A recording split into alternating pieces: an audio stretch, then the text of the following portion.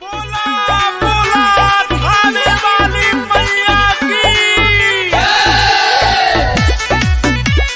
चलो गोरे रात तोला तोला तोला पूरा नीरा खाइबा।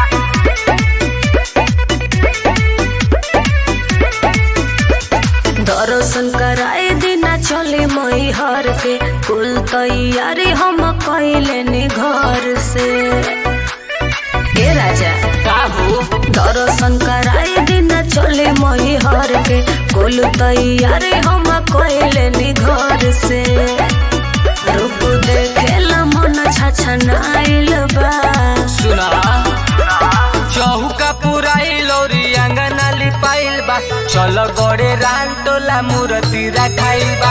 अच्छा भोजनिया बेआस लोग आइल बा। चल गोरे रान टोला मूर्ति रखाइल बा। हाँ तो चली। चलो गोरे रात तोला म्यूजिक बाय अमन राव। पूरा नीरा खाइबा।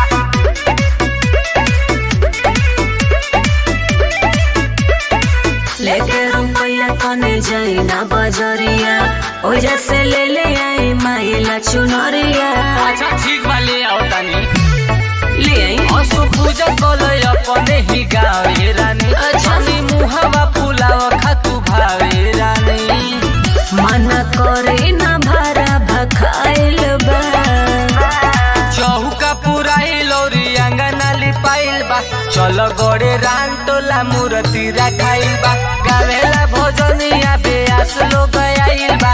चल गोरे रान टोला मूर्ति रखाइल बा। बोला बोला थाने वाली मैया की।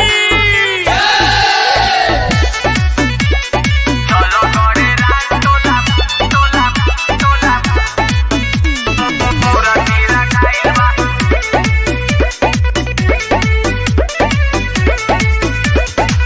सुनी राजन पिया तोड़ी नाव में दे तेरो सुमित सोई है बाजीत जे।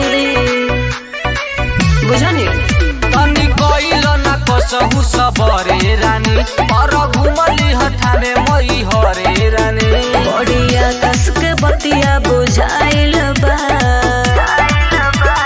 चौका पुराई लौरी अंगना लिपाइल बा। चल गोरे रान टोला मूर्ति रखाइल बा। गावेला भोजनिया बेआस लोग आइल बा। चल गोरे रान टोला मूर्ति रखाइल बा। अच्छा ठीक बात चली।